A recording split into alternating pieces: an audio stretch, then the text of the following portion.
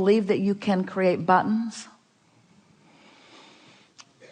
Do you believe that you can create castles? Do you believe that you can create buttons? Do you believe that buttons are important to create? Does everything have to be bouncing off the wall enthusiasm? Is there power in satisfaction? Do you like molding the clay of your mind deliberately? Do you think that you need to think more or rest more? Do you think that you need to try harder or try less? Do you associate trying with action or thinking? Do you need to try to think better thoughts? It was a trap. Do you need to try to think better thoughts? Or do you need to relax into better thoughts? Will the better thought come in the relaxation? Is the better thought already there? Is the better thought a manifestation that will flow into your grid if you will allow it? So, do you think that you get more done with your long list of things you need to do? Or do you get more done by allowing yourself more leeway? If we were standing in your physical shoes, we would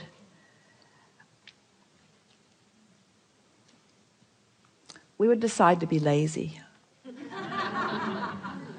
We're reaching for the perfect word. We would decide to be lazy for a little while.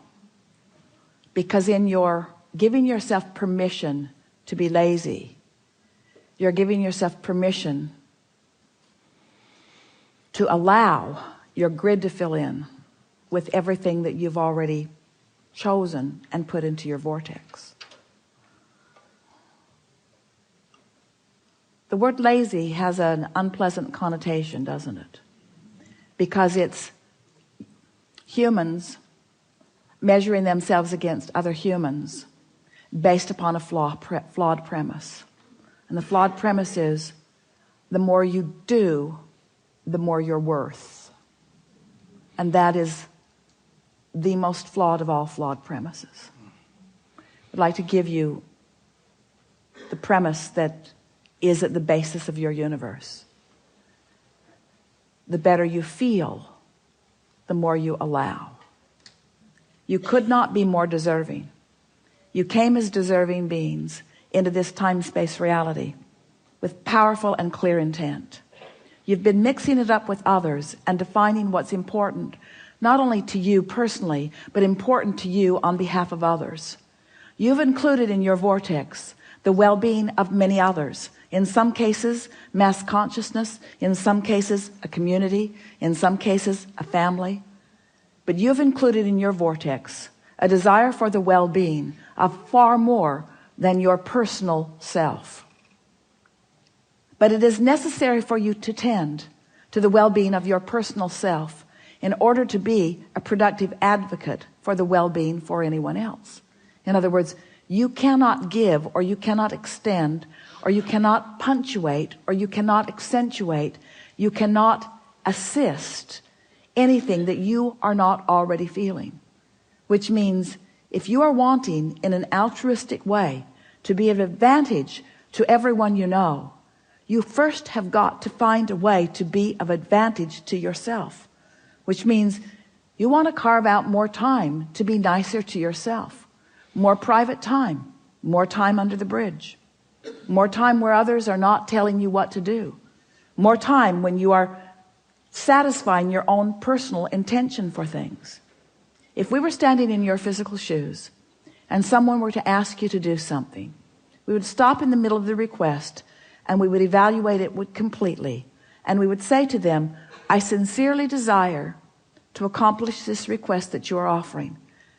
And it is my expectation that I will be able to do that since I am in this relationship with you and you are requesting it of me, employer or mate or parent or child or whoever it is.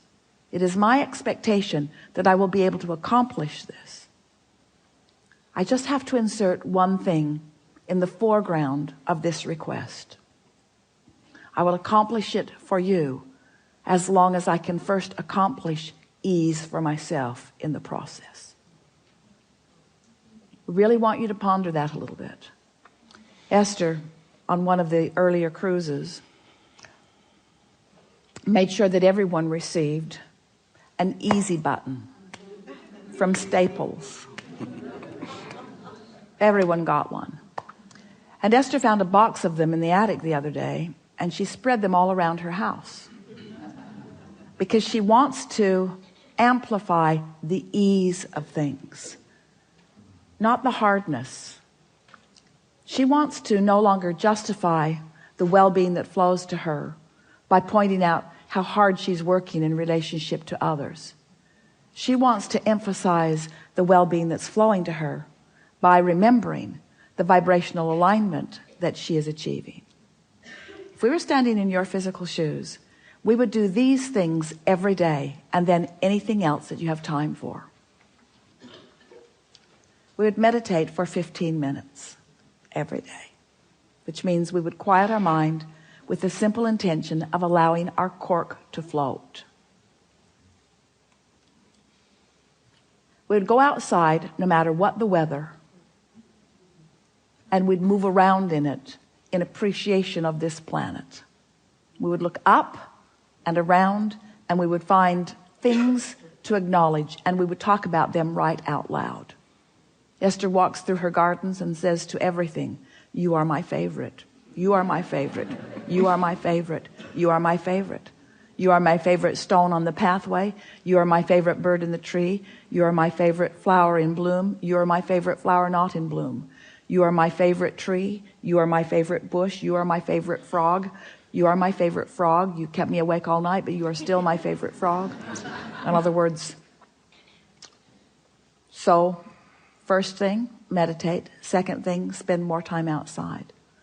Third thing, we would buy a notebook.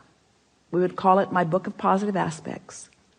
And we would fill at least 3, 4, 5 is even better, pages of positive aspects.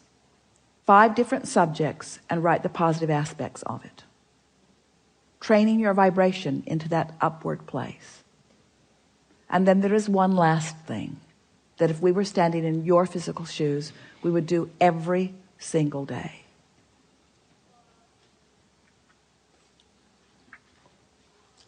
We would look upward and outward. It's best if you do it outside or standing at a window. And we would acknowledge that there are universal forces that are focused right at you. We would acknowledge by calling it by name, if you have a name that you like. And we would say, "I acknowledge that I am the object of your positive attention, and I'm appreciating your continual gaze on behalf of my well-being. And today, no matter where I am, no matter where I am going, no matter what I am doing, and no matter who I am doing it with, I will be in conscious awareness that you too are there with me, appreciating me, supporting me, assisting me, acknowledging me, inspiring me, guiding me, having fun with me, acknowledging me, supporting me, assisting me, inspiring me, helping me, guiding me, aware of me, loving me, showing me, inspiring me, guiding me, helping me, uplifting me, showing me." Get into an endless loop of that acknowledgement and watch what begins to happen in your life as soon as this day. Your vortex is filled to the brim with specific requests that you have put there and that you are deserving of the realization of. And it's time for those realizations to be flooding into your experience at a rate that will astonish those who surround you. It's time for you to remember what you've put there and to bring it forward active into your today experience. We've been talking to you all day from our appreciation of who you are. But even as we express it from our powerful point of knowing, we know that you don't yet know who you are. You don't, for the most part, understand the important role you play in the expansion of all that is. We stand as the beneficiaries of all of the vortices that you have accomplished, and we revel in them.